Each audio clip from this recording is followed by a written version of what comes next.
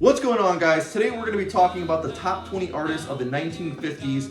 Normally with my list, I do a top 10 list, but I figured because there's so many influential, great artists of this decade, we might as well do a top 20.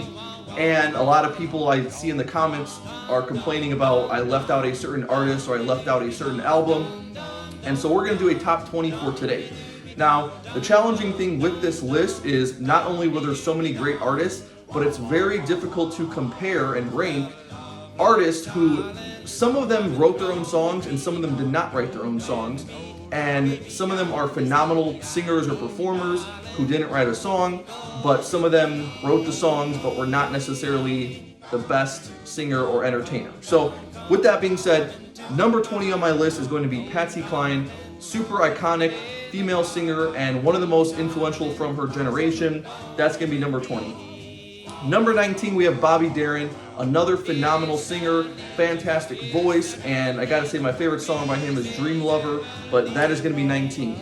18 on my list is going to be the Coasters, another very influential, powerful group who had a very unique style that influenced a lot of artists like the Beatles for the next couple decades to come.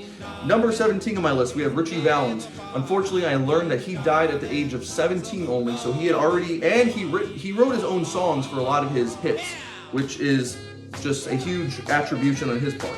Number 16, we have Little Richard, who I think for the time, he's not one of my favorites for that time and the other similar singers, but as far as the energy he brought and the innovation and the influence he had on a lot of other singers in the years to come, Little Richard definitely should make the list.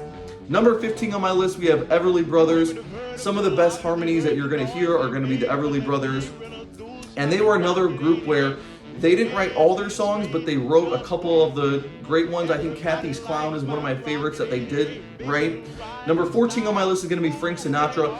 Sinatra had a very long career, and so it's sort of difficult to pinpoint exactly where his influential years really were, but Sinatra is one of the most iconic singers pretty much of all time, and so he's got to be on the list. Number 13, we have Ricky Nelson. Ricky Nelson did not write his own songs, but he's still one of my favorite artists of this time period because he has so many great songs. The guitar playing is phenomenal, and just the way he approached a lot of these songs, even though some of these were covers, I think his approach to them was fantastic.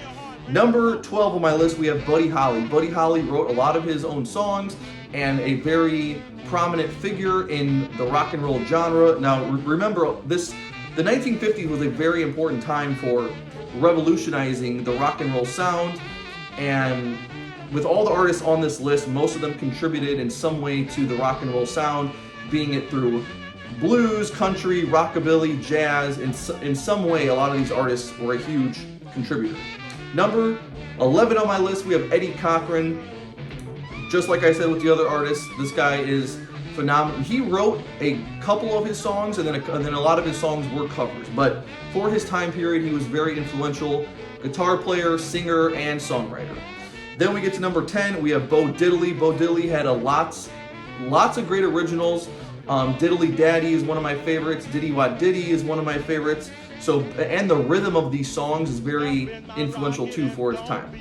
Then we get to number 9, we have Marty Robbins. I think Marty Robbins might be one of the greatest singers of all time. I think he has one of the most powerful, deep voices that I've ever heard. And I think that Gunfighter Ballads and Trail Songs is one of the best albums to come out for the entire decade of the 50s. And Marty Robbins did write a lot of his own songs like El Paso and like Big Island. Then we get to number 8, Carl Perkins. Carl Perkins is one of the most important songwriters and just creators of the rockabilly rock and roll sound for the mid-50s. I believe his first recording was in 1954, and Carl Perkins wrote a lot of these songs, and a lot of other artists like Elvis or like the Beatles covered his songs and helped out those artists too in their own career. Number 7 is going to be Johnny Cash, one of the most important figures for country music. Johnny Cash wrote a lot of his own songs, and what you'll notice is a lot of these artists are either on Sun Records or they're on Chess Records in Chicago. So those are the two big ones for the early 50s to mid 50s. But Johnny Cash is number 7. Number 6 is going to be Jerry Lee Lewis. Jerry Lee Lewis did not write a lot of his own songs, but just his entertaining and his performance was so captivating that at that time nobody really played piano like that. And he's a phenomenal piano player. He's definitely a more country, rockabilly-based artist. And John Lennon said that Jerry Lee Lewis made the greatest rock and roll record of all time. So I would say my favorites are probably a whole lot of Shakin' Going On and Great Balls of Fire, but that is going to be number 6. Number 5 on my list, we have Ray Charles. Again, so much can be said about Ray Charles' influence on so many artists, but Ray Charles really brought in the rhythm and blues sound into rock and roll, and he came out in 1954 with songs that were so important for that time, and he wrote a lot of his songs too for that time. Then we have number 4 on my list, and that is Muddy Waters, which Muddy Waters is one of the most important blues figures of all time. He really stands out because he electrified the blues, and he was writing his own songs by 1950, and those songs would go on to be, covered by hundreds of artists for decades to come.